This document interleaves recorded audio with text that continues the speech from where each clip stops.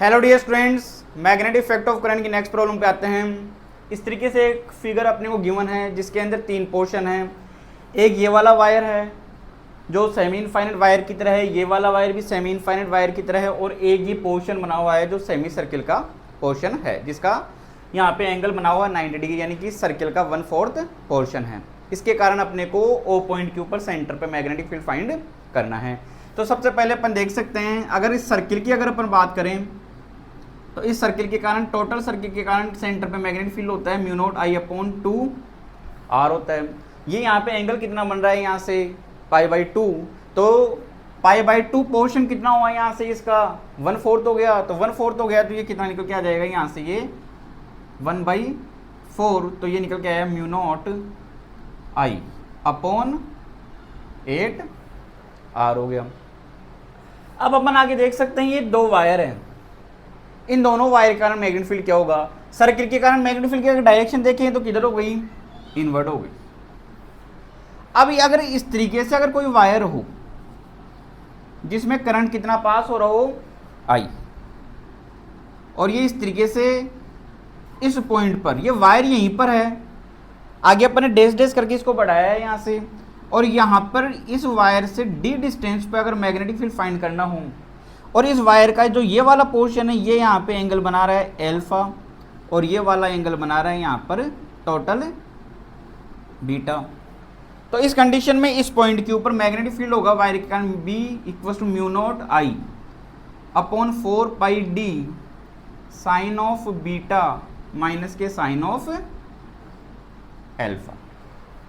अब अपन ये देख सकते हैं कि अगर इस वायर को इस तरीके से आगे की तरफ बढ़ा देता हूं, इसको मैं थोड़ा पीछे बढ़ा देता हूं, तो यहां से ये वाला जो एंगल है दोनों वायर के कारण ये एंगल कितना हुआ 45 डिग्री। इसका मीन्स एल्फा की वैल्यू कितनी है, और बाकी ये इनफाइनाइट की तरफ जा रहा है, इसका मीन्स बीटा कितना हो गया यहां पर 90 डिग्री। और इस ओ पॉइंट की इस वायर से डिस्टेंस ये वाली होगी जो ये डी है, तो यहां से अपन निकाल सकते हैं cos of 45 base upon hypotenuse. तो बेस तो कितना हो गया यहाँ से d, हाइपोटेनियस r हो गया, तो d की वैल्यू कितनी हो गई r cos ऑफ 45। तो एक वायर के कारण मैग्नेटिक फील्ड कितना होगा b इक्वल्स टू, इसको मैं b डैश कर लेता हूँ वायर के कारण, तो mu naught I upon 4πd, d की वैल्यू कितनी हो गई r cos ऑफ 45, cos 45 की वैल्यू 1/√2। ये कितना हुआ साइन बीटा, साइन 90, साइन 90 की वैल्यू 1, और माइनस के साइन 45 उसकी वैल्यू हो गई 1/√2।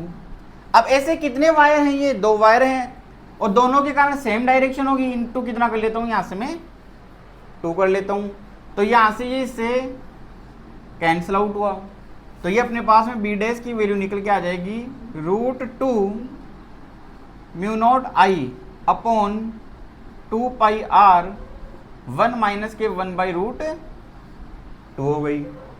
तो अपने पास में टोटल मैग्नेटिक फील्ड कितना हुआ सर्किल के कारण, दूसरा वायर के कारण, तो सर्किल के कारण तो कितना है अपने पास में mu naught I upon 8r, plus दोनों वायर के कारण कितना निकल के आ जाएगा अपने पास में, तो ये mu naught √2 mu naught I upon 2πr 1 minus के 1/√2, और किधर होगा, रिजल्टेंट की डायरेक्शन भी किधर होगी, इनवर्ड होगी।